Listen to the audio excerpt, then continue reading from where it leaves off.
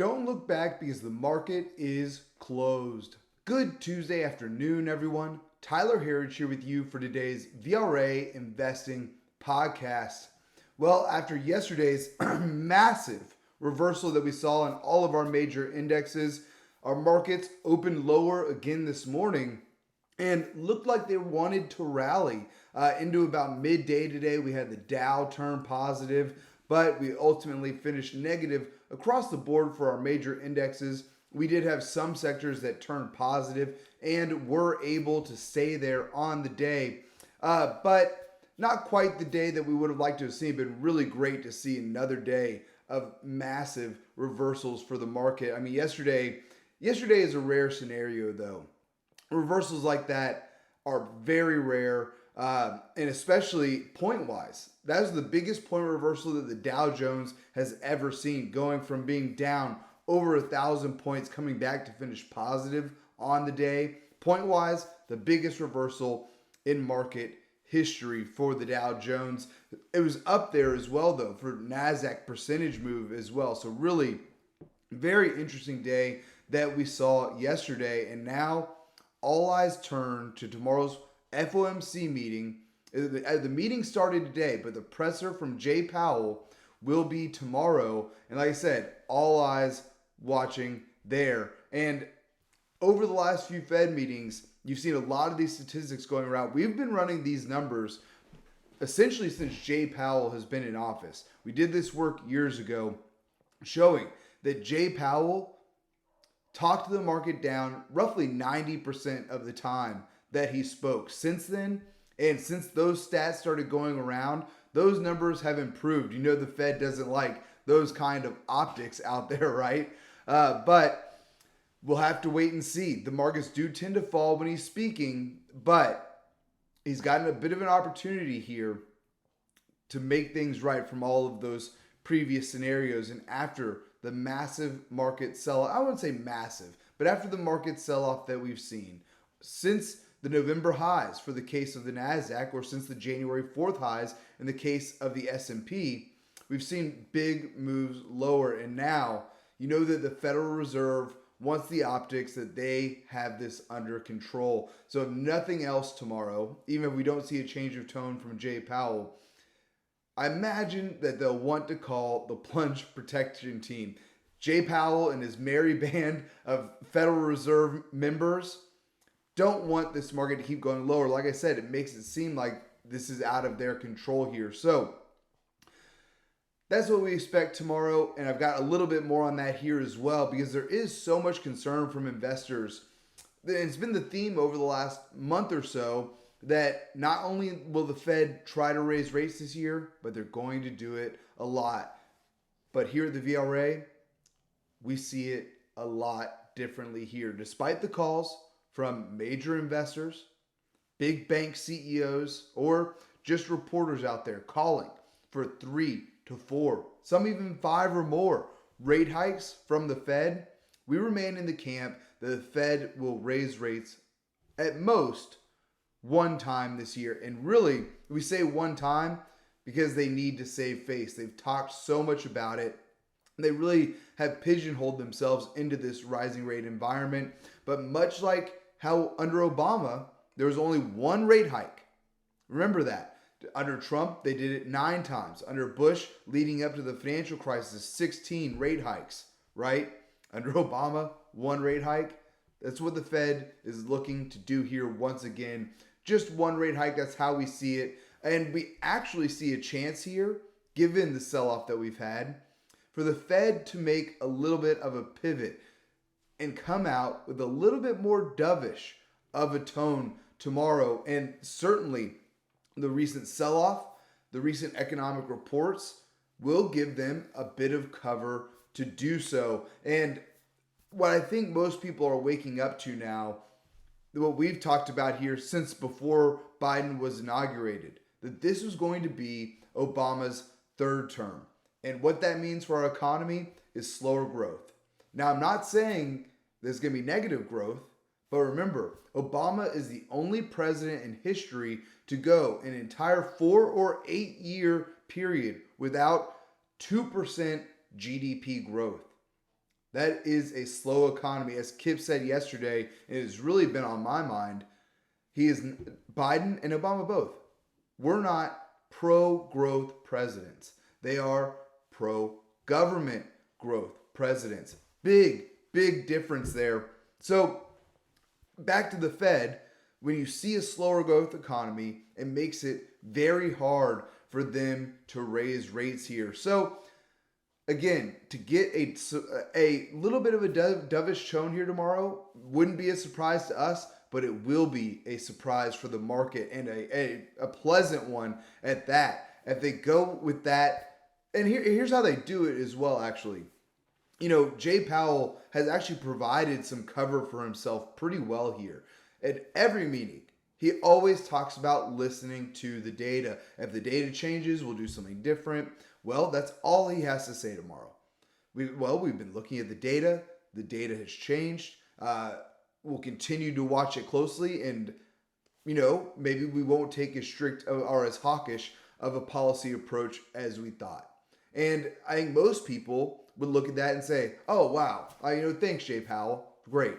And then our markets are already spring-loaded to go higher from here. That's the kind of announcement that would send our markets on a rocket ship. That's how we see it here. We've certainly begun to position ourselves like that as well in both our VRA and parabolic portfolios here, because here's the key. Unless the rules have changed, which we don't see them as having changed, the rule is still buy low and sell high. Well, the average correction in a midterm year is 17%. We've already seen the Nasdaq drop 19.2%. The Russell 2000 technically got into bear market territory. Now the Dow and the S&P have held up a little bit better, but how much further do they really have to drop here? Again, in a midterm year, and we know that the Fed loves to have the Democrats back. If the stock market continues to fall and we're facing rate hikes, you can imagine what that's going to do to their already abysmal looking chances for the midterms this year. They don't want to let that happen. Really, in our view, this has been almost a textbook correction. A little bit further maybe than most of people would have liked, but nonetheless, a fantastic buying opportunity. That's how we've been treating it. That's how we're going to continue to treat it here, and looking for some good news out of the Fed meeting tomorrow. So on that note, let's take a look at our market action on the day today. Our leading index, if you want to call it that, still down on the day, was the Dow, like I mentioned earlier. Did try to rally to get positive, got positive. Couldn't stay there though, finishing down just under 0.2% to 34,297. We were followed there by the S&P 500 down 1.22% to 4,356. But check this out. At yesterday's lows, the S&P had fallen more than 12% from its all-time high on just January 4th. That's a quick move, folks. And going back to 1955, there have only been 6 scenarios where the S&P lost more than 10% within a month. Over the next 6 months, the S&P was higher 100% of the time with an average gain of nearly 15%. So we've seen these types of metrics fall apart in the last few years, where you see these 100% type of scenarios. But nonetheless, you still like to see that after the month that we've just had. And in our view, we do look for this market for a spring-loaded move higher coming here. Next up was the Russell 2000 down 1.45% to 2004. And lastly, the Nasdaq down 2.28% to 13,539. One point I do want to make here for all of our major indexes was that we all held above the lows from yesterday, which, yes, we got a big sell-off yesterday, but still, that's an important level technically and psychologically for our markets to hold. So we look for those levels to hold here. And check a few of these stats out from the Nasdaq's correction yesterday. I know Kip covered them, but still, and I covered them briefly in the beginning of this podcast, but still pretty incredible. At yesterday's lows, the Nasdaq Correction had extended to negative 19.2% since its highs on November 22nd.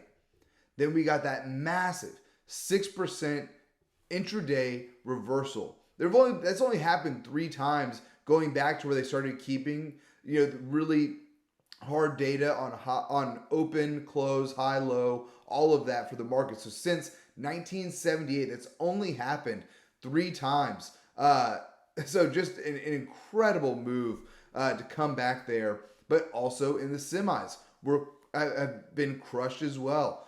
We had an all-time high similar to the S&P and the semis on January 4th. The semis fell to a low of negative 19.2% below their all-time highs of just January 4th. But there is a good news there, and why I bring this up. And that is that all of our major indexes, and specifically the Nasdaq and the semis, have hit extreme oversold readings on all of our VRA momentum oscillators. And I bring that up because just like when we were talking about here in November, when the markets reach extreme overbought levels like we saw, that's when bad things tend to happen. Well, here we are 2 months later. Bad things have happened. Now that we're at extreme oversold readings, well, just the opposite. That is when rallies and reversals tend to take place. So that's what we're looking for here again. I know I've harped on that a lot here, but that we don't see a whole lot of people talking about that out there right now. And listen, I know there's a lot of fear out there right now, whether it's fear of inflation, like I talked about a slowing economy, potential conflicts in the Ukraine, potential conflicts with Russia, and really just the incompetence of the government that has been so exposed over the last 2 years now. People have lost so much faith in all of our institutions, whether it's the CDC, whether it's the government as a whole, mainstream media. All of these things have been exposed for what they are, not what they were, because this is what they've always been. But this coronavirus insanity has exposed them for what they are. And I say that almost painfully because you want to have faith in our institutions. How does a country survive without faith in their institutions? It's like Humpty Dumpty. Once he's fallen off the wall, you can't put him back together again. Well, that's where we are right now. And so many of our institutions are going to have to be dismantled in order for our country to turn around. And that is a hard thing to think about, a hard thing to approach. Where do we begin? These are massive institutions, right? But again, there is a plus side to that, and that is that when so much fear has been baked into the market, our markets love to climb a wall of worry higher. I'm not saying that these institutions are going to fall apart overnight here. I think that this is something that takes years to take place. And in the shorter term, our markets can certainly continue heading higher. And we see these as more of bricks in our wall of worry that we talk about here so much. Our markets love to climb a wall of worry higher. That's exactly what we're looking at here. Especially we've seeing it now in the sentiment indicators. Actually, I would like to see where the fear and greed finished today. 37, so not extreme fear yet, but certainly, we were at a 65 a week ago. So with everyone turning so bearish, we saw in the AAI surveys from last week, going to be another interesting week there as well. Given how bearish everyone has gotten, as contrarians, we love taking the other side of that bet. And now we see as a great time to do so. So come and join us and see what picks we're looking at right now at VRA Insider. We've got a 14-day free trial going on right now as well. So let's take a look at some of our other major factors on the day. Taking a look at our internals on the day. We did not get ideal numbers here from the internals, but for the most part, much better than you would expect. Declining stocks did beat out advancing stocks, but nowhere near 2-to-1 negative. So we'll take that as a slight win on a down day like today and the weakness that we've seen in our markets. New 52-week highs and lows, came in negative for both the NYSE and the Nasdaq, but much better than yesterday. Yesterday, we saw the highest number of 52-week lows in the Nasdaq since coronavirus insanity began. And, excuse me, we had just over 1,700 stocks hitting 52-week lows yesterday for the Nasdaq. Today, that was just 281 stocks hitting 52-week lows, so we'll take that as a win as well. Lastly, volume was a little bit better than yesterday, a little bit worse than yesterday. So given that we had that massive reversal, we got positive volume yesterday, but on a negative day like today, we didn't even have 2-to-1 negative for either the NYSE or the Nasdaq. So really not a bad day for the internals given the weakness that we saw. Next up here, looking at our sectors on the day, we finished with 2 out of our 11 S&P 500 sectors higher on the day today. That was energy, as oil had a nice day today, followed there by financials. And then our laggards on the day were technology, communication services, and consumer discretionary. Finally for today, our VRA commodity watch. Solid day today for the precious metals. Nothing crazy, but gold now up just over 0.3% to 1,848.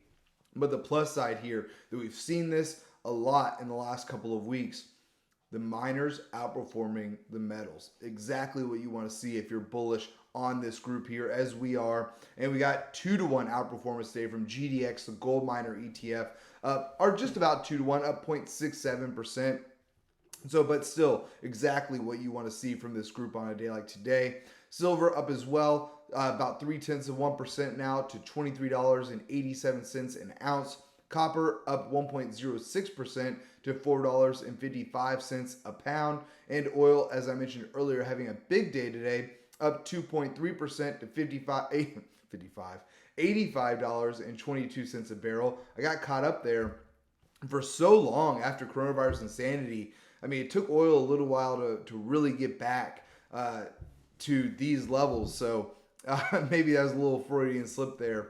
And finally for today, cryptos were up earlier in the day, but now mostly lower, with Bitcoin now down 1.77% to 36,608 a Bitcoin. Folks, that's all that we have time for here today. Please be sure to subscribe to receive our VRA podcast every day at the market close. You can sign up at VRAinsider.com. Click the podcast link at the top, and we'd love to have you with us. Thanks again for tuning in. Until next time, we'll see you back here tomorrow for the close.